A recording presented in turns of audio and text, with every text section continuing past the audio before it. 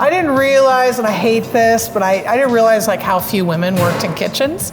When I decided to do it, I didn't care. And when I was even in culinary school, you might be the only one in your class. There were maybe 14 total out of 49.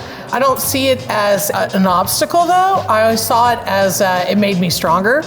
There's just something about working in a kitchen full of dudes that makes you highly competitive.